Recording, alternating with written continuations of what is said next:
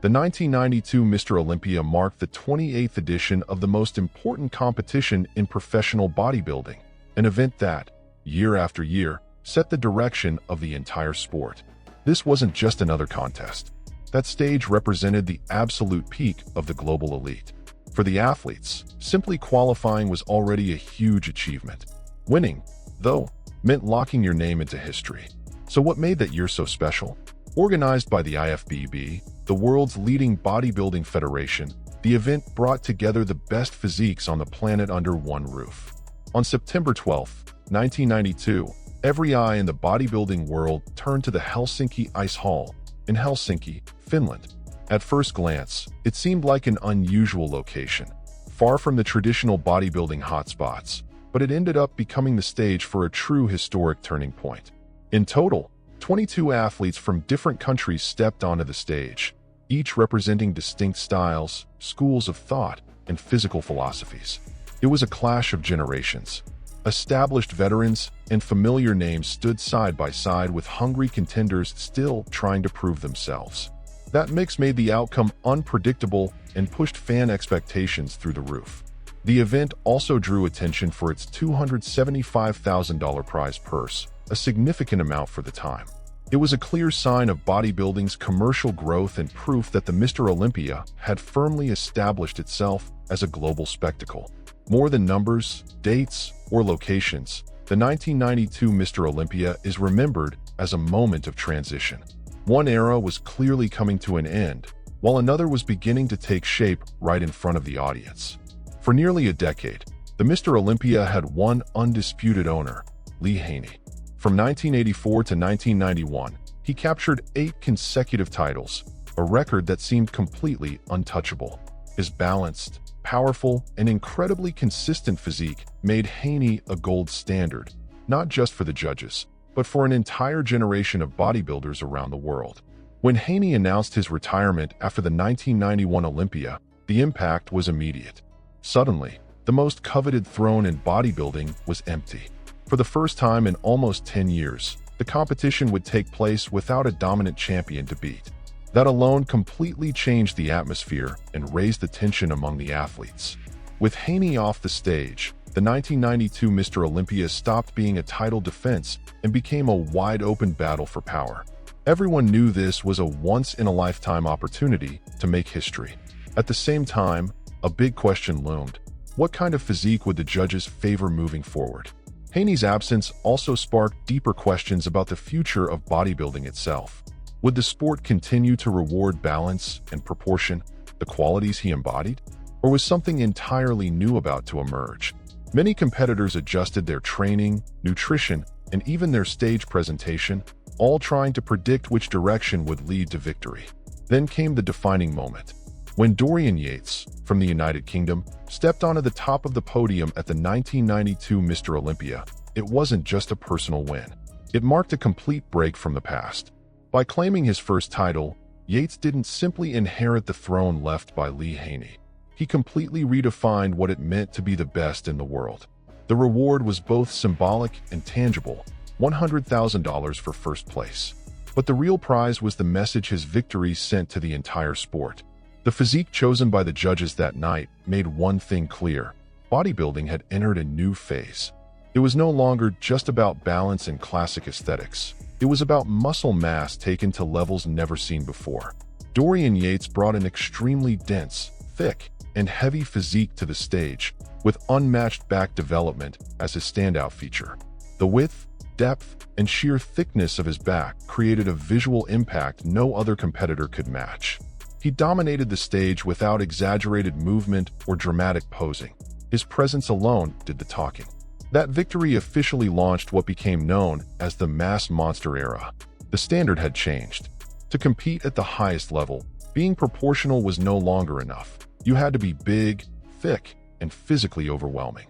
This new benchmark directly influenced how athletes trained, ate, and even planned their long-term careers.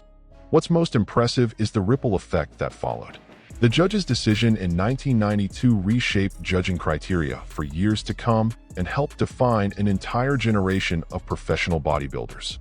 The final results of the 1992 Mr. Olympia made one thing crystal clear. The sport was in the middle of a transformation. With Dorian Yates in first place, he didn't just win the title. He cemented a new physical standard that would dominate professional bodybuilding from that point forward. Right behind him, in second place, was Kevin Levrone from the United States. Levrone blew the crowd away with a rare mix of size, symmetry, and explosive muscle development. His physique was powerful, but it still carried cleaner, more aesthetic lines, which led many fans to believe he could become Dorian Yates' main rival in the years ahead. Third place went to Lee Labrada, also from the United States, one of the strongest representatives of classic aesthetics from that generation.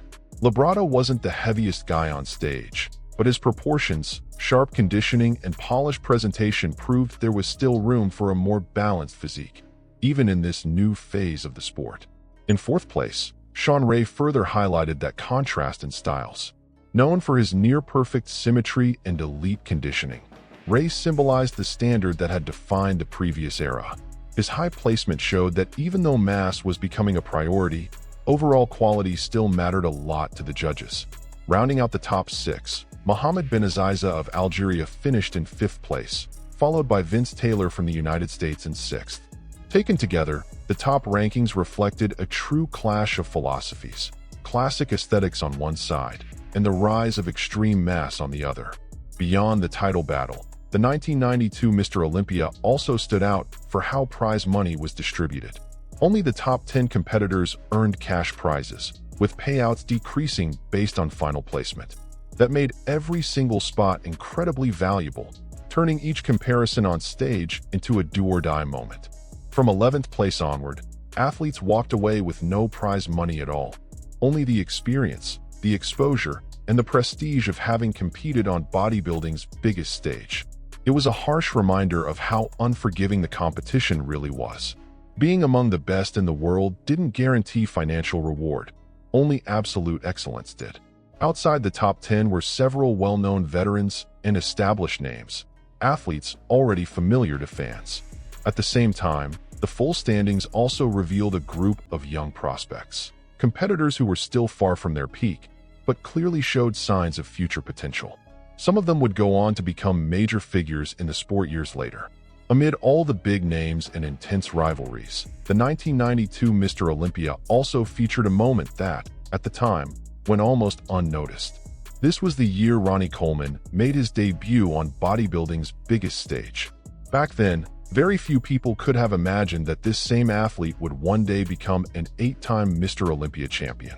Ronnie finished the contest tied for 16th place, far from the top and nowhere near the monstrous physique that would later define his legacy. At that point, his body didn't yet show the density, muscular maturity, or dominance fans would eventually come to recognize. To many in the audience, he was just another name on the list. And that's exactly what makes his debut so powerful in hindsight. The 1992 Mr. Olympia represents the quiet first chapter of one of the greatest careers in bodybuilding history. Ronnie was there, soaking it all in, feeling the pressure, understanding the standard, and measuring the gap between himself and the very best in the world. Today, knowing everything he would go on to achieve, it's impossible not to wonder, how many fans sitting in Helsinki in 1992 realized they were witnessing the birth of a legend? Among all the storylines of the 1992 Mr. Olympia, few generated as much buzz as the return of Lou Ferrigno to the stage. This wasn't just another competitor stepping into the lineup. It was the comeback of a true icon on bodybuilding's biggest platform. From the moment his participation was announced, anticipation spread fast among fans, the media, and even the other athletes themselves. Ferrigno had been away from competition for 17 years, ever since his last appearance in 1975. During that time, he took a completely different path, building a career outside competitive bodybuilding and becoming a globally recognized figure. Because of that, his decision to return sparked a mix of curiosity and disbelief. The big question was simple: could he still compete at a high level?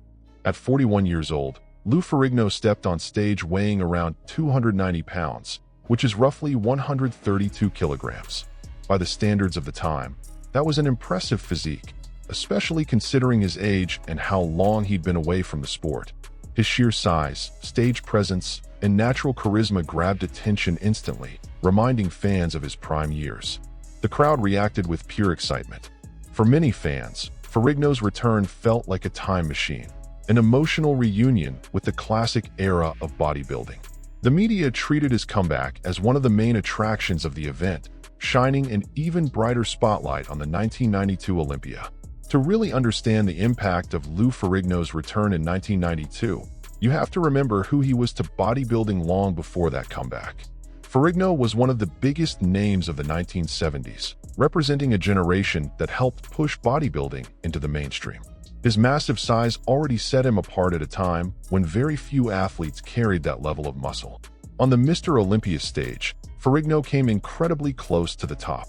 He finished second place in both 1974 and 1975, losing only to Arnold Schwarzenegger at the height of Arnold's dominance. Those battles became legendary and helped create one of the most iconic rivalries in bodybuilding history, later immortalized in the documentary Pumping Iron. But it was outside of competition that Ferrigno reached a level of fame no bodybuilder had ever seen before. From 1977 to 1982, he played the Incredible Hulk on television, becoming a household name worldwide. Suddenly, millions of people who had never watched a bodybuilding show were associating raw strength and muscle with the image of Lou Ferrigno. That success had a direct impact on the sport.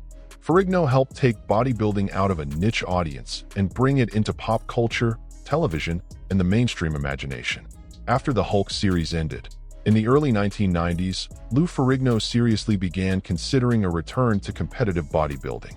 The desire to step onto the Mr. Olympia stage again had never fully gone away, but the road back was anything but simple. During that period, Ferrigno entered negotiations with Vince McMahon, then president of the World Wrestling Federation, who was trying to expand into bodybuilding through the World Bodybuilding Federation, WBF. The offer was tempting: huge contracts, massive exposure, and the promise of a highly produced media spectacle. Behind the scenes, however, major issues started to surface. Contract disputes, especially around image rights and merchandising control, became sticking points. The WBF wanted to retain commercial rights over the athletes, something that made Ferrigno uncomfortable and ultimately hesitant. While those negotiations dragged on, Lou kept parallel talks going with the IFBB. In the end, the decision was clear. He would walk away from the WBF idea and return to the most traditional and respected stage in the sport, the IFBB Mr. Olympia. Even though he didn't achieve the fairy tale result many hoped for in 1992, Ferrigno's comeback didn't end there.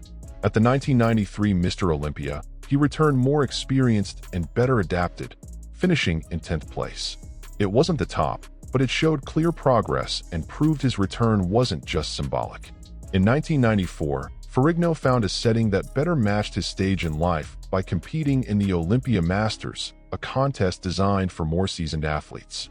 There, he earned a highly respectable second place, finishing behind only Robbie Robinson. This entire comeback journey, with all its physical, emotional, and psychological challenges, was captured in the documentary Stand Tall, released in 1997. Unlike Pumping Iron, which focused on the rise of a young challenger, Stand Tall told the story of a veteran fighting to prove something to himself, not to the world. The 1992 Mr. Olympia wasn't remembered just for its final rankings, but for the lasting impact it had on the future of bodybuilding. Looking back today, it's clear that this edition represented far more than a single competition. It was the moment when a new era truly began to take shape in front of the world. First of all, that stage marked the definitive beginning of the Dorian Yates era. His victory wasn't a fluke or a one-time call by the judges. It was a clear signal that the physical standard had changed, and from that moment on, muscle density, thickness, and sheer visual impact would carry far more weight in judging decisions. At the same time, the event symbolized a permanent shift in bodybuilding's ideal physique. Classic aesthetics, built around symmetry and smooth lines, were starting to give way to what became known as the era of extreme mass. It was no longer just about how a body looked, but about presence, volume, and total dominance on stage. The 1992 Mr. Olympia will also always be remembered as the year Ronnie Coleman made his debut. Even though he didn't turn heads at the time, his presence there represents, in hindsight, the quiet birth of one of the greatest careers the sport has ever seen. Finally, the championship was forever marked by the symbolic return of Lou Ferrigno. His comeback bridged generations, connected past and present, and reinforced the importance of history within bodybuilding. The 1992 Mr. Olympia shows us that bodybuilding is about much more than muscles and trophies. It's built on transitions, bold choices, and moments that change everything.